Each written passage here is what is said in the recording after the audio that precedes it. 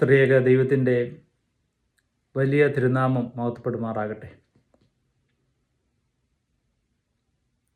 സ്നേഹം നിറഞ്ഞ മാതാപിതാക്കളും സഹോദരങ്ങളും വിശ്വാസികളായ ഏവരുമേ, ദൈവസ്നേഹിയായ ഭാഗ്യസ്മരണാർഹനായ ഗീവർഗീസ് മാർ ഇവാനിയോസ് തിരുമേനസിൻ്റെ 12ാമത് ഓർമ്മപ്പെരുന്നാൾ ഏപ്രിൽ മാസം 13-ാം തീയതി സഭ ആചരിക്കുകയാണ്. ദൈവസന്നിധിയിലേക്ക് യാത്രയായ ആ ധന്യപിതാവിൻ്റെ മധ്യസ്ഥതയിൽ നമുക്ക് ശരണപ്പെടാം. അഭിമന്യ തിരുമനസിനെ ദൈവസ്ഥനിൽ ഓർക്കുമ്പോൾ എൻ്റെ മനസ്സിലേക്ക് വരുന്ന വേദവാക്യം 1 യോഹന്നാൻ 4-ാം അധ്യായം 16-ാം വാക്യത്തിലാണ്. ദൈവം സ്നേഹം തന്നെ, സ്നേഹത്തിൽ വസിക്കുന്നവൻ ദൈവത്തിൽ വസിക്കുന്നു, ദൈവം അവനിലും വസിക്കുന്നു. ദൈവം സ്നേഹം തന്നെ, സ്നേഹത്തിൽ വസിക്കുന്നവൻ ദൈവത്തിൽ വസിക്കുന്നു, ദൈവം അവനിലും വസിക്കുന്നു. സ്നേഹമായ ദൈവത്തെ ആഴമായി സ്നേഹിച്ച ഒരു പിതാവ്, ദൈവത്തിൽ വസിക്കുവാൻ ആഴമായി ആഗ്രഹിച്ച ജീവിച്ച ഒരു പിതാവ്, ജീവിതാനുഭവങ്ങളിലൂടെ വ്യക്തമായി പറയാൻ തക്കൊണ്ട് സാധിക്കും, ദൈവം തിരുമേനിയിലും വസിച്ചിരുന്നു. തിരുമേനിയുടെ ജീവിതത്തെ ഒറ്റ വാക്കിൽ പറഞ്ഞാൽ ദൈവസ്നേഹമായിരുന്നു തിരുമേനിയുടെ വിശ്വാസ ജീവിതത്തിൻ്റെ അടിത്തറ. പ്രാർത്ഥനയും നോമ്പും ഉപവാസവും കുമ്പിടിയിലും ദാനധർമ്മങ്ങളുമായിരുന്നു അതിൻ്റെ തൂണുകൾ. പാവപ്പെട്ടവരെ സ്നേഹിക്കുന്നതായിരുന്നു തിരുമേനിയുടെ ജീവിത ദർശനം. ഓരോ ദിനവും പ്രാർത്ഥനയിലൂടെ ജീവിച്ച പിതാവ് നമുക്കൊക്കെ നല്ല മാതൃക നൽകിയിട്ട് ദൈവസന്നിധിയിലേക്ക് യാത്രയായിരിക്കുന്നു. ഈ നോമ്പ് കാലത്ത് എൻ്റെ മനസ്സിലേക്ക് പ്രത്യേകമായി പ്രത്യേകിച്ച് കടന്നു വരുന്ന ഒരു ചിന്ത, പഴയ സെമിനാരിൽ തിരുമേനി താമസിക്കുമ്പോൾ ഒരു ദിനം ഓണം കടന്നു വരുന്നത് വെള്ളിയാഴ്ചയായിരുന്നു. രാവിലെ നമസ്കാരം കഴിഞ്ഞു, തിരുമേനിയുടെ മുറിയിൽ ചെന്നു. തിരുമേനിയോട് പറഞ്ഞു, തിരുമേനി ഇന്ന് പ്രഭാത ഭക്ഷണം ബ്രേക്ക്ഫാസ്റ്റ് കൊണ്ടുവരട്ടെ. തിരുമേനിയോട് പറഞ്ഞത് വെള്ളിയാഴ്ചയല്ലേ. ഞാൻ ചിരിച്ചുകൊണ്ട് പറഞ്ഞു, തിരുമേനി ഇന്ന് തിരുവോണമാണ്. തിരുമേനി എൻ്റെ മുഖത്ത് നോക്കിയിട്ട് പറഞ്ഞൊരു വാക്യമുണ്ട്, ദൈവം തന്നതാ ഭക്ഷണം, ദൈവത്തെ മറന്ന് ആ ഭക്ഷണത്തെ ഓർക്കരുത്.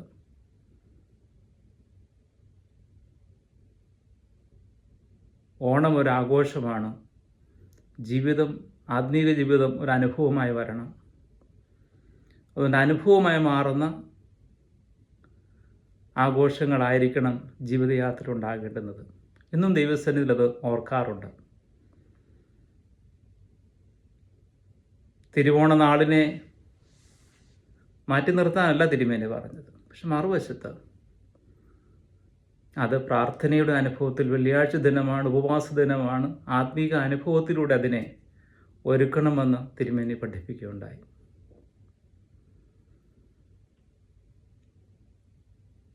മരുഭൂമിയിലെ പിതാക്കന്മാരെ ഒത്തിരി സ്നേഹിച്ച, അവരുടെ ജീവിത ദർശനങ്ങളെ ഒത്തിരി ആകർഷിച്ച ഒരു പിതാവായിരുന്നു ഇവാനിയോസ് തിരുമേനി. അതിനായി ആശ്രമങ്ങളിലും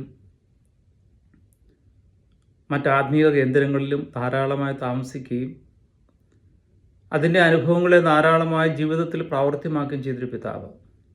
ഞാൻ എപ്പോഴും എവിടെയും ഓർക്കാറുള്ളത് പോലെ 3 വാക്കുകൾ മരുഭൂമിയിലെ പിതാക്കന്മാർ പറഞ്ഞ ആത്മീയ ദർശനത്തിൻ്റെ അടിത്തറ 3 വാക്യങ്ങളായിരുന്നു. അത് തിരുമേനി എപ്പോഴും പ്രാവർത്തികമാക്കിയിട്ടുണ്ട് എന്നുള്ളതാണ് എൻ്റെ വിശ്വാസം.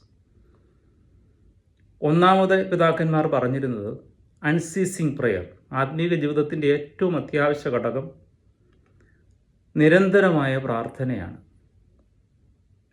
ഇവാനിസിരുവിനെ അറിയാവുന്ന എല്ലാവർക്കും അറിയാം, നിരന്തരമായൊരു പ്രാർത്ഥന തിരുമേനിയുടെ ജീവിതത്തിൽ ഉണ്ടായിരുന്നു. ആരാധനയ്ക്കായി പോകുമ്പോൾ ആരാധനാ സന്ദർഭങ്ങളിൽ ആരാധനയിൽ പൂർണ്ണമായും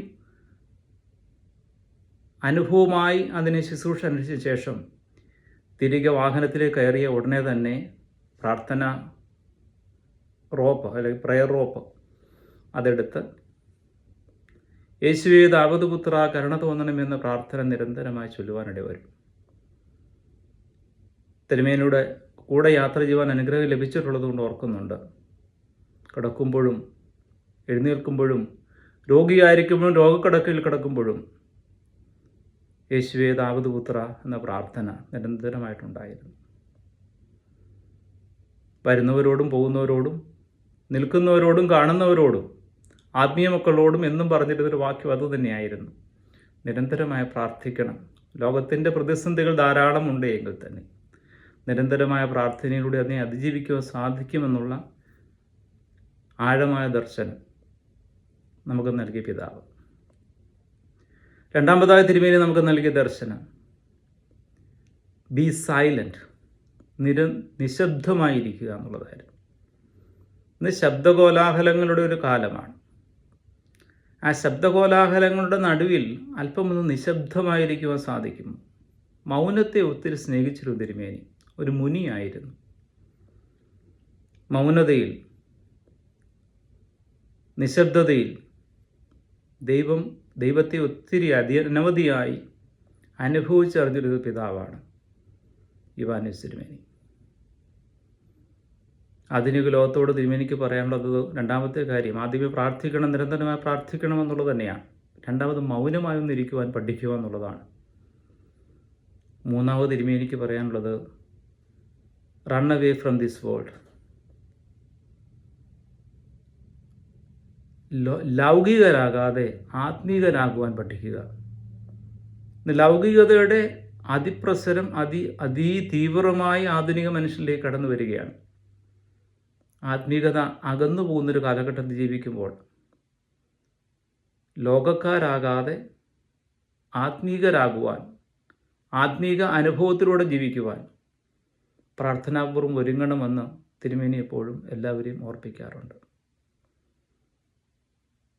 ഞാലിയാവഴിയിലെ തട്ടുംപുറം കുന്നിൽ ഇന്നും നിരന്തരമായ പ്രാർത്ഥനയിൽ, മൗനതയിൽ, എന്നാൽ ദൈവത്തെ അനബദ്ധം സ്തുതിച്ചുകൊണ്ട്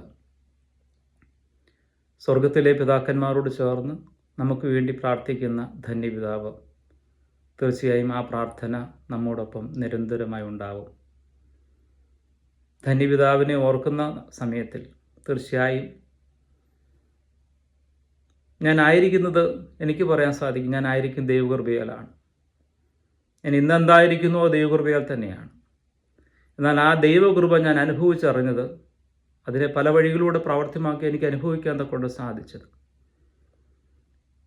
അതിൻ്റെ ദൃശ്യ സാന്നിധ്യമായി എൻ്റെ ജീവിതത്തിലുണ്ടായിരുന്നത് ഗീവർഗീസ് മാർ ഇവാനിയോസ് തിരുമേനി തന്നെയാണ്.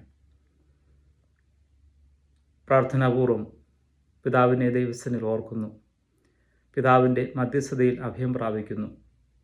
ആ ധന്യപിതാവിൻ്റെ ഓർമ്മ എല്ലാവർക്കും അനുഗ്രഹമായി തീരട്ടെ.